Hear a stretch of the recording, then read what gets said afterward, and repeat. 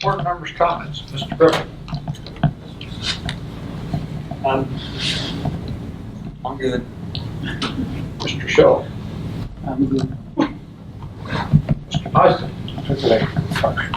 Let the ladies go. All right. Ms. Cox.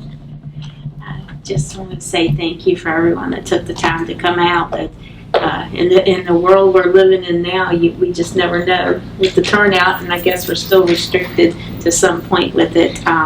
But speaking, John was talking about with the events that come to the area.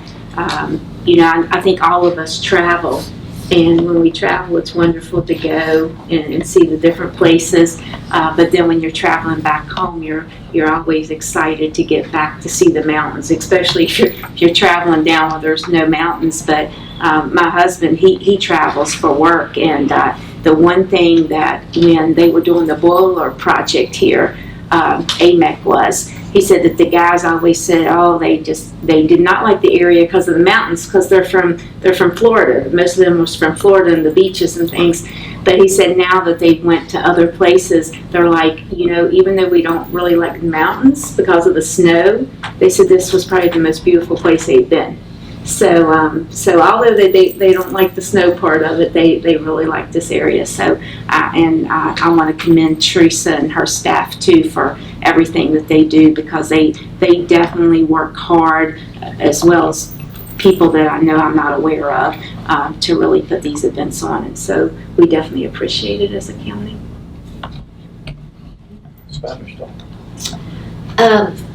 Well, I'll just add, sort of piggyback onto the enthusiasm for the area by sharing that for the past 3.5 months, just about every day I've taken my dog for a 4 or 5 mile hike at Dalton.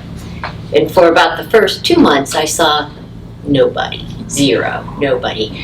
The last week, I have run into probably 3 or 4 groups of mountain bikers a day. So Dalton is definitely drawing folks here. They are using the trails, and it's really wonderful to see. Speaking of the woods, I want to encourage everybody to reach out to Delegate Austin and Senator Deeds. The funding, the $512,000 of funding that were allocated in January for the restoration of green pastures / Longdale is on the chopping block because of the COVID budget restrictions. Some of us locally are really working hard to reach out to our Congress people to make sure that they are advocating for us. We are assured that they are, but those of us up here, it would be great if you could reach out to them and ask them to retain that funding. It's crucial. Last thing, today I was lucky enough to meet with the new town manager in Clifton Forge, wonderful person, and I encourage all of us up on the dais to follow suit. She's a wonderful person, she has some good ideas, and she would love to meet you. That's it. So Cletus.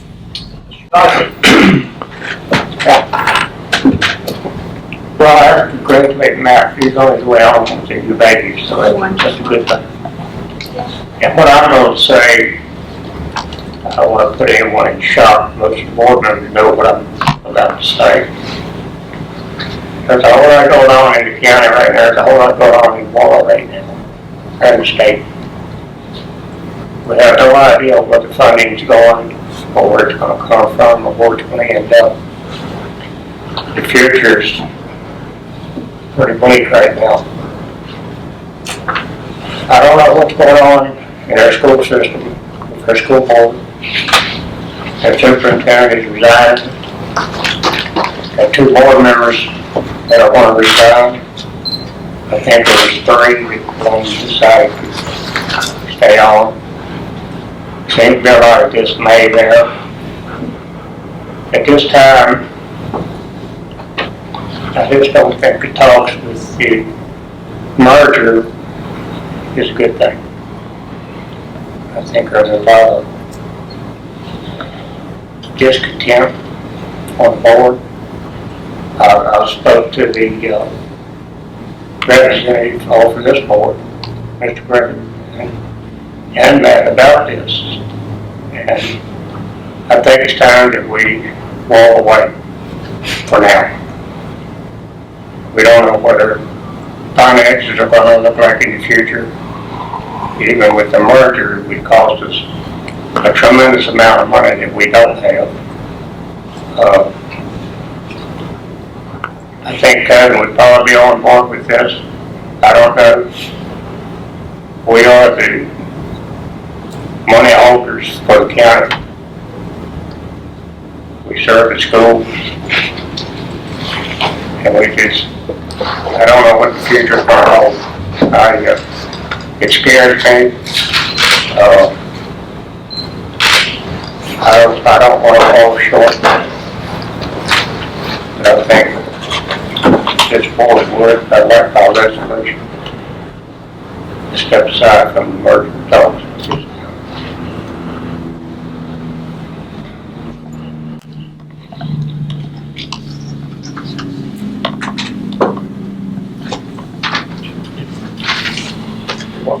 You want us to pass a resolution?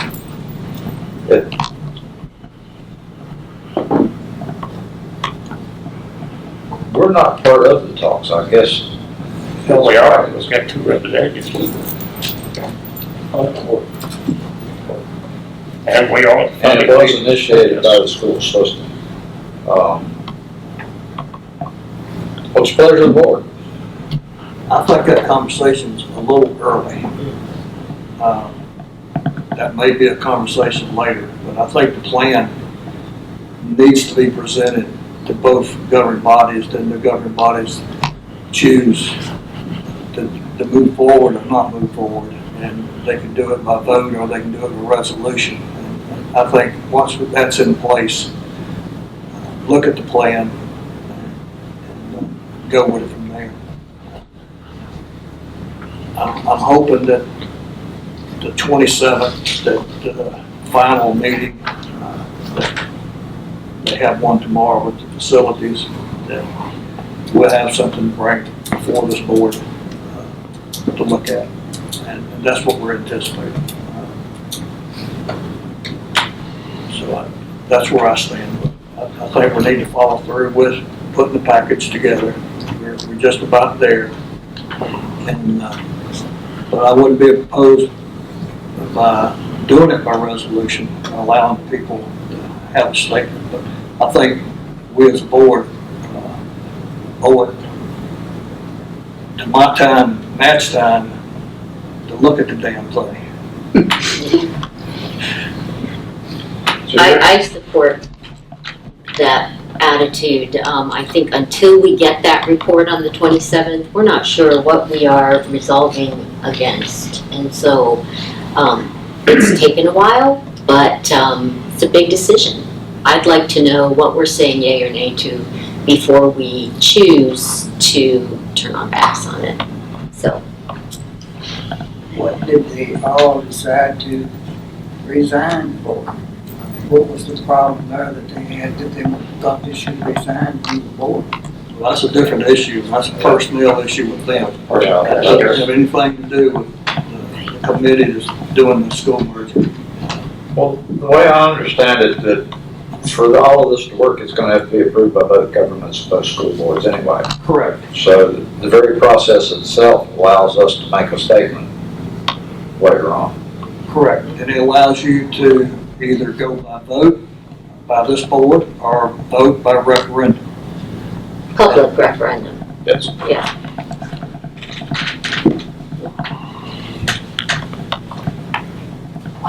So you said, when is the final meeting, Griff? You said the 27th?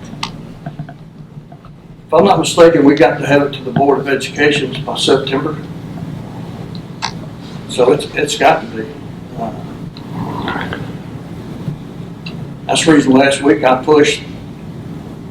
I was hoping that we'd be in that process today, tomorrow, putting it all together. People sometimes drag their feet, and dragging feet's not a question anymore. We need to put the package together. Once the package is put together, we're in the process to the two governments and the two school boards take action on Once the Board of Education approves it. it. So it has to go to the Board of Education first. We have to show three things. We have to show that it's supported by the public. It has to be a cost savings for the local government, and it has to be a cost savings to the state. But then, You, all four bodies will have to approve the plan before it's submitted to the Board of Education to go through their process, before Delegate Austin and Senator Deeds carry the legislation. It has to be approved by all four bodies for them to take it to Richmond. And that was a request. They wanted to go in a draft form to the Board of Education before the delegate and the senator will carry it into session. In order to do that and get it in front of the Board of Education for them to consider it, it has to be there in September. So there has been quite a bit of a push lately to get some people to make some decisions about whether or not facility-wise, which will be I think everybody understands and knows it comes down to where's the high school going to be. And there's a decision that has to be made there. I would certainly, the reality of the situation for us all is if we don't start working together, we probably don't have to worry about working independently either. And so you're going to have to make some tough decisions. People are going to have to make those decisions because financially the community needs to pool its resources together to make the region successful. And that includes the fact that where you went to high school may not be a high school any longer. And you need to use some logic and be pragmatic about it and make a solid decision, not for the past, but for the future. You and Mr. Rickard attend the meetings. Is this going to lend itself where we might have to have a special meeting before this deadline to make a statement? Very well could. It very well could be. Well, there's the place then to make our statement is at the meeting once it comes out. I mean, we've got to get it, basically transportation and everything's done. It's just a few loose pieces and the ends has to be done there. The facilities, it's a tough decision. Somebody's got to make it. Then once we make that, if one of the boards don't like it, then it don't go to the state. It stops. It's done. But we're right there at the end of it, and my recommendation would be carried on to the form of bringing it to you, look at what we've done, look at the savings, and if you like it, you like it. If you don't, you don't. But at least look at it. I think out of courtesy to the ones that you put all this time into it, staff and board members, that we should wait until it comes out, and if it's necessary, we'll have a special call meeting and make a statement. Also, out of courtesy to the folks that gifted the community $400,000 to evaluate it from Richmond. You want to send a good message to them as well if you want them to answer the phone the next time we call them. Will we be provided, that is the supervisors and council people, will we be provided with full copies of the report or a summary version, or? There's no reason you can't see the whole report. There's no reason anybody, once it's put together, can't see it. I mean, it's public information. Because I think that's the only way we're going to be able to make an informed decision is if we have the full report and we commit to reading it. Without that, our decision isn't going to be based on facts, and that's going to be really unfortunate. There's definite cost savings in it, but everybody's going to have to give. I mean, it's going to be give and take. on both sides, and we've made some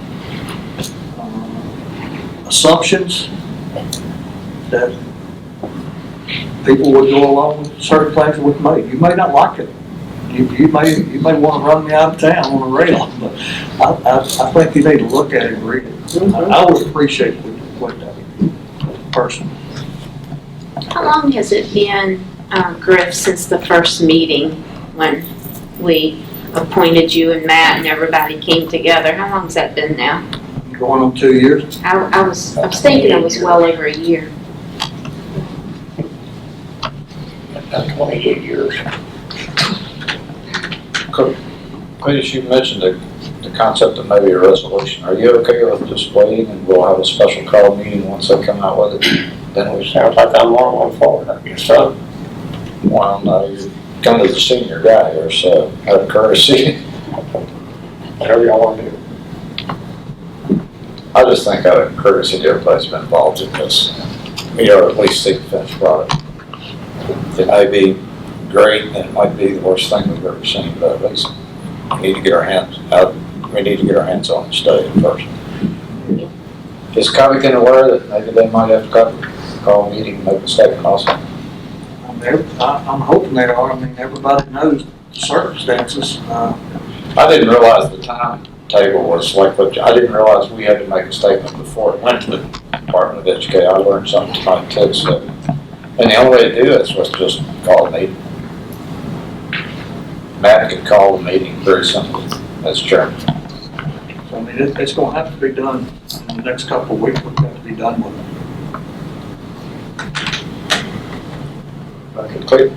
Go ahead, John.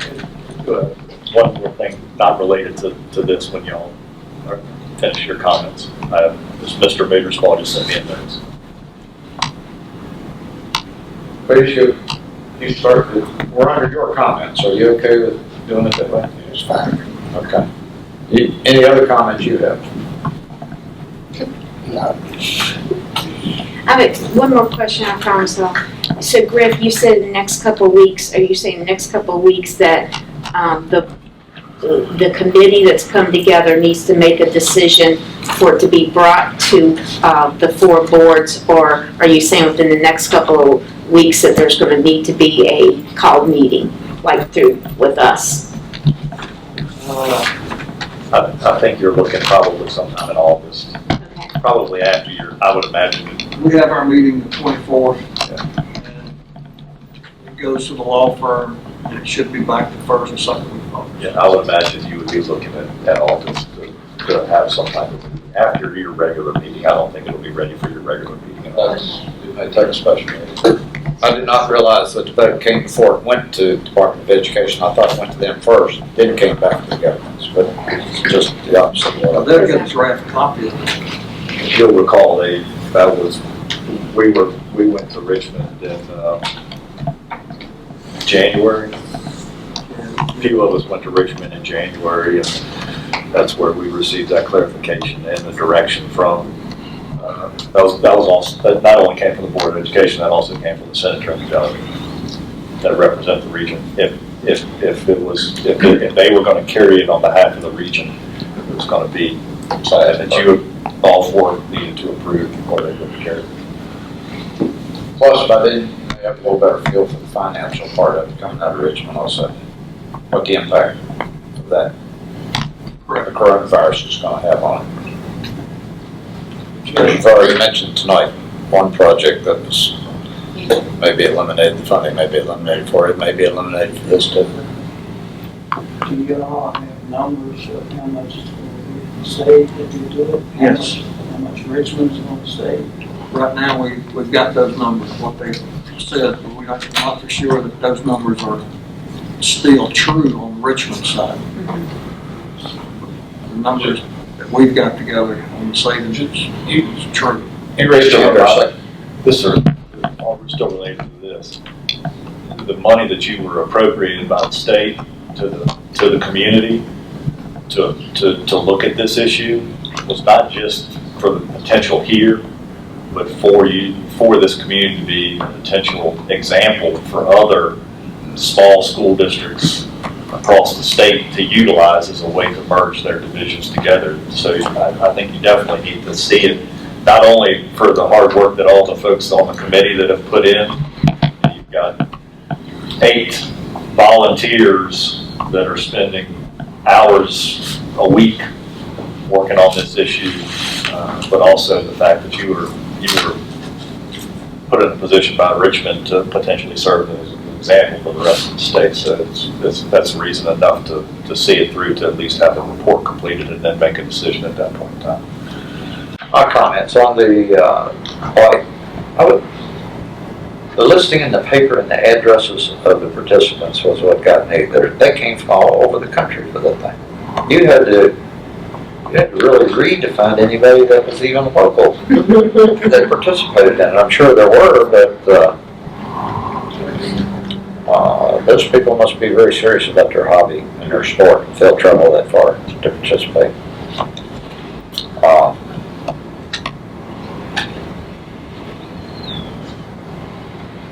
Mr. Carter called me about maybe filling in for him tonight. I told him instead of doing that, I would swap him because he's, I think he's on his way back from the coast right now. So he was bringing Mighty Max home tonight. So I would have traded him. I'm sure Drew and I would have gone to Richmond to get Mighty Max, but I couldn't talk him out of it. So that's where he is.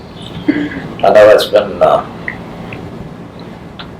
very time consuming, a lot of pressure on the both of them, but it sounds like everybody's doing just fine. We should have a new resident in Alleghany Highlands here in the next few hours.